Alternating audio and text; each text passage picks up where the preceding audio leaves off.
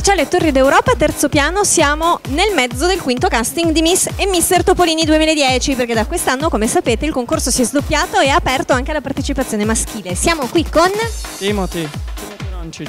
Timothy, che numero sei? 31. Sei giovane, quanti anni hai? 16. Ok, vai a scuola, studi. Sì, sono studente. Cosa studi? Alberghiera. Come sono... a Cividale? E come sono andati i voti? Promosso. Promosso, quindi tutto bene per quest'estate. Cosa ti ha portato a Mister Topolini?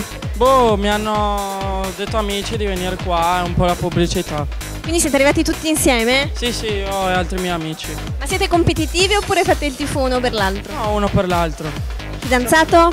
Sì. Lei dov'è? È a Udine. È gelosa? Un pochino. Di tutte queste miss, cosa ha detto? No, niente, tranquilla. Vabbè, potrebbe iscriversi anche lei però. Boh, sì, gli avevo chiesto, ma niente interesse. Niente da fare. Senti, com'è che l'hai conquistata? In discoteca ci ho ballato e poi... Allora, senti, hai la possibilità di farti votare da tutti gli ascoltatori di Mister Topolini, quindi un tuo punto di forza per vincere il concorso. Oh, la simpatia. Sei simpatico? Sì.